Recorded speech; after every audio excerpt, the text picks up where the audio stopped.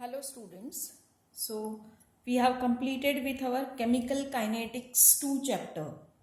Now in paper 2 we'll start with the next chapter. Name is solutions. You are well aware with the solutions. As we know, the very best example of the solution is we are considering as a sugar solution. So in case of sugar solution, we are considering that sugar is dissolved in water known as a sugar solution.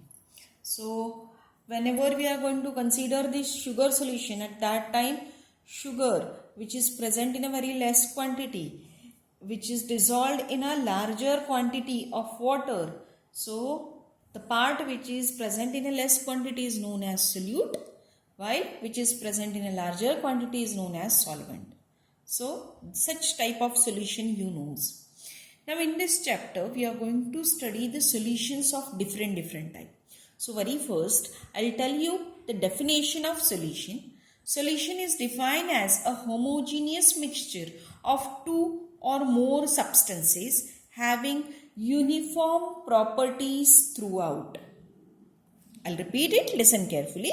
Solution is defined as a homogeneous mixture of two or more substances having uniform properties throughout.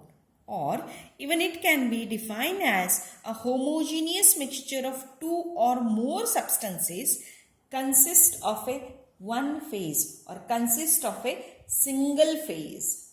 So as I have given you the very best example, whenever you are going to consider the sugar solution, it consists of two, that is sugar and water. But it is present in a one phase, single phase. A solution which contains two substances or two components is known as a binary solution.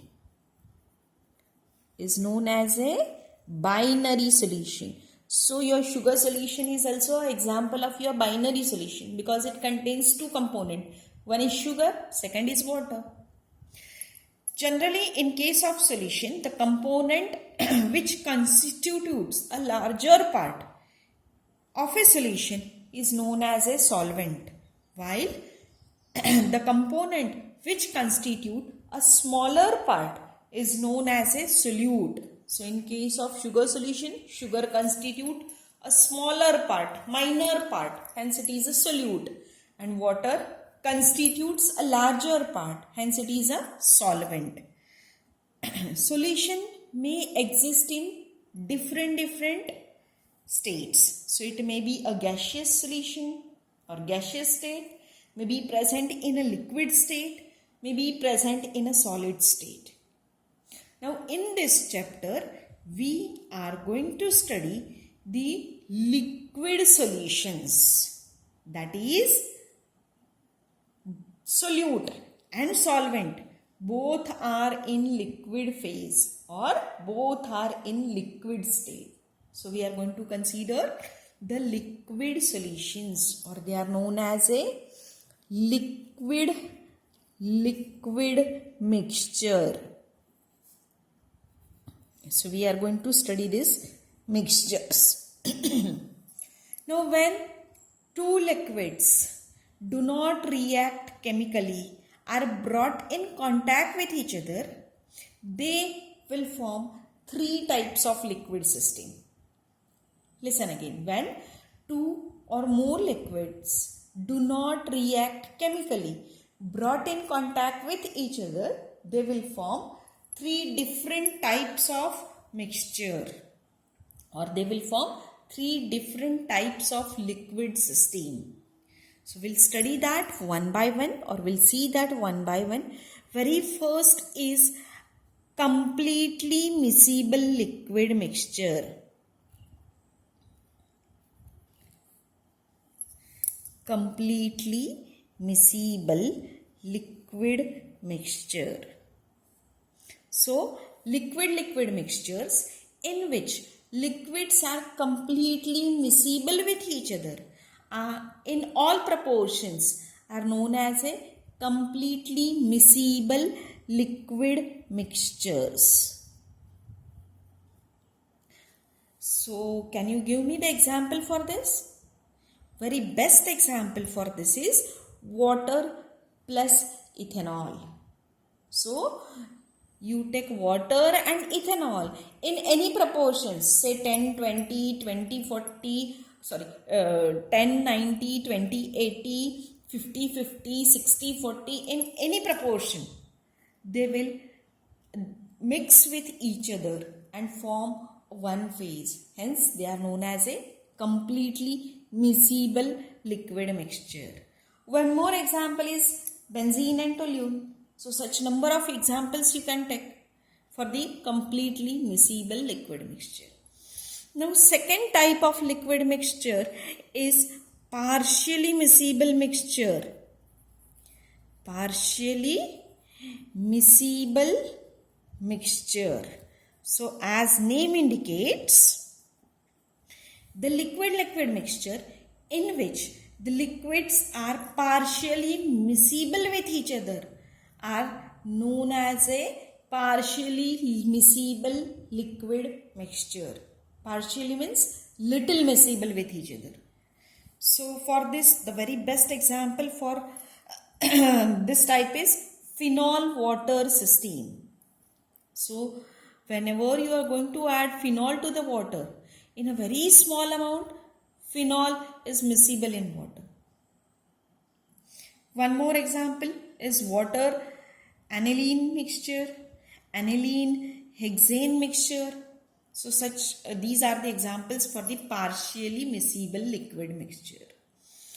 Third type is partially immiscible liquid mixtures. Partially immiscible liquid mixtures. So, the liquid mixtures in which the liquids are partially immiscible with each other, then they are known as partially immiscible liquid mixture. Partially immiscible means a very little part remains immiscible, maximum part is miscible with each other.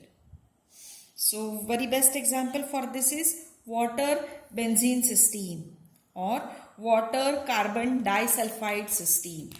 So, such systems are partially immiscible.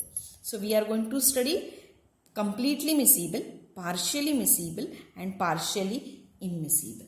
So, very first we'll start with the completely miscible liquid pairs.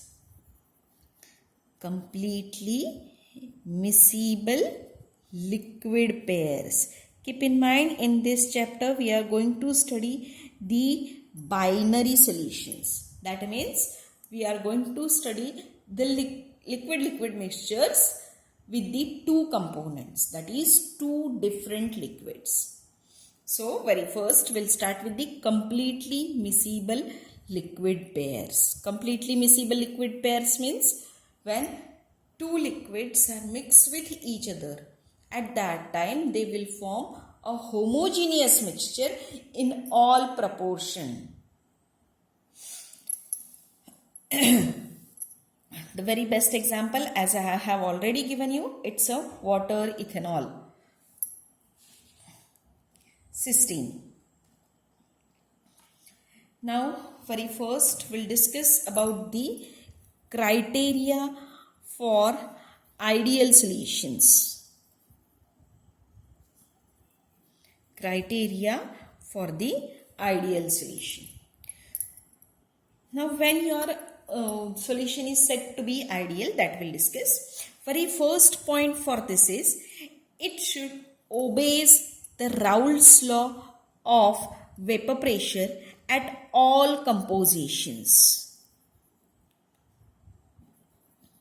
It should obey Raoults law of vapor pressure at all compositions. So, this is a first criteria condition for the ideal solution. Second condition is that chemical and physical nature of the component should be similar and should be equal to its mole fraction under all conditions of temperature, pressure and concentration. So, the chemical and physical nature of component should be similar, and the activity of each component should be equal to its mole fraction under all conditions of temperature, pressure and concentration. So this is second criteria. Third criteria is that there should be no change in volume on mixing the component in liquid state. So what must be the condition? The delta V, change in volume, should not be there. So delta V should be equal to 0. Next condition is that there should no change in enthalpy on mixing the component in liquid state. Again I will repeat, there should be no change in enthalpy on mixing the component in liquid state. So delta H value should be equal to 0. And last condition is that an ideal solution is one in which molecules attracts each other with equal forces irrespective of their nature. So they should attract to each other irrespective of their nature.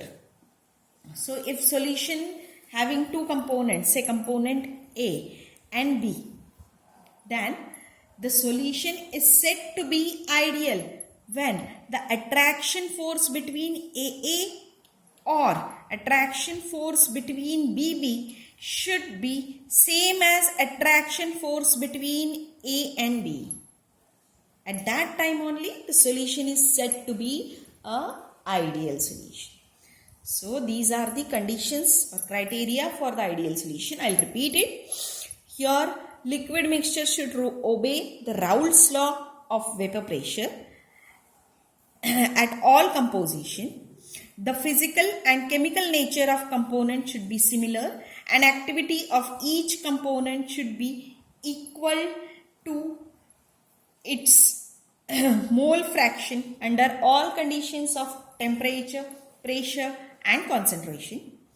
Delta V value, that is there should be no change in volume on mixing the component in liquid state.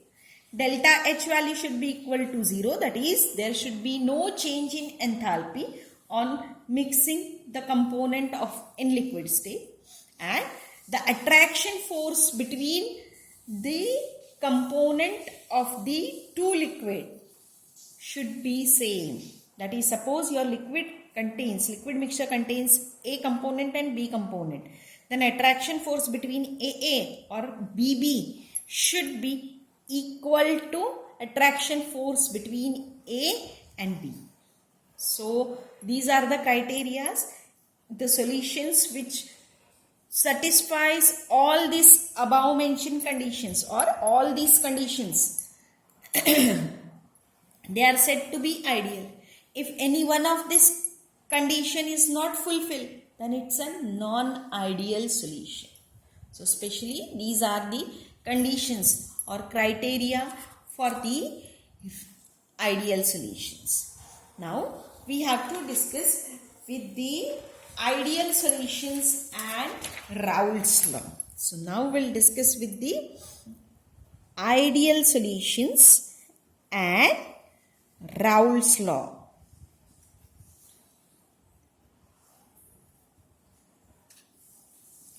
Raoults law of vapor pressure. So for this we'll consider the binary solution having the component A and component B. So what we are going to consider? We are going to consider that we have a binary solution having component A and component B. Both components are assumed to be volatile and forms an ideal solution. So what will happen? On mixing these two, they will form an ideal solution. When they will be ideal solution? When they will fulfill all the criteria which we have discussed previously, then only they will be ideal solution. So we are assuming that They are volatile and forms an ideal solution. So let us consider that the PA is partial vapor pressure of component A is partial vapor pressure of component A. Same way, PB is partial vapor pressure of component B. Now when the vapor and liquid phases are at equilibrium, then according to Dalton's law, the total pressure, say total pressure we'll consider as a P, then total pressure is a sum of partial pressure of two components. So partial pressure of component A is PA and partial pressure of component B is PB. So PA plus PB is a total pressure of the solution. The partial pressure of vapor in equilibrium with a mixture of two liquids are determined from the measurement of total vapor pressure P and the composition of vapor. How it is determined? It is determined from the total pressure P and the composition of the component, that is A and B. So now we'll consider the XA and XB. XA and XB are the mole fractions of A and B. XA and XB are the mole fractions of component A and B in a vapor mixture. So pressure is determined by using this mole fraction. So PA can be given as XA into P, total pressure, and PB is given as XB into P. P is nothing but the total pressure. So the partial pressure vary with the nature of component, their composition in the mixture, as well as with the temperature. Now Raoults law states that the vapor pressure of any component is equal to its mole fraction in the solution multiplied by the vapor pressure of the pure component. Again I will repeat. Raoults law states that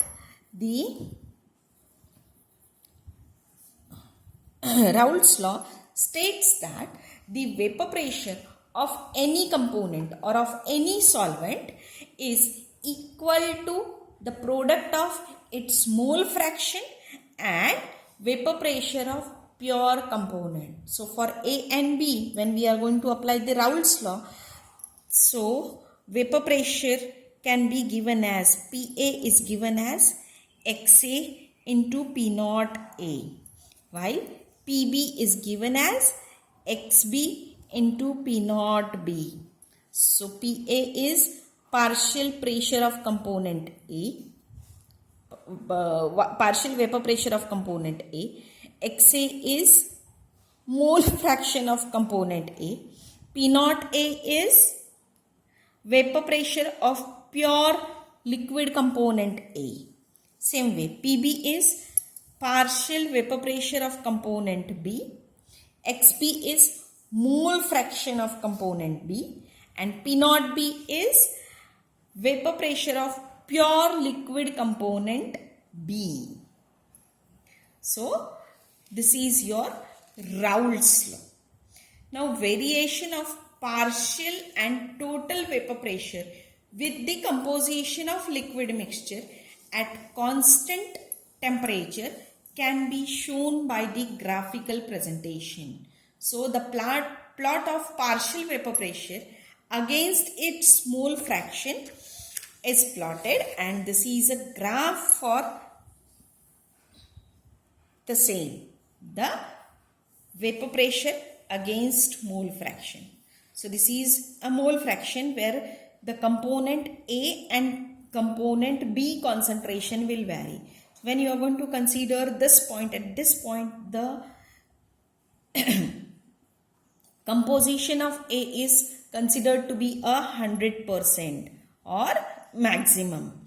As you go away from this point, the concentration of A or mole fraction of A will go on decreasing.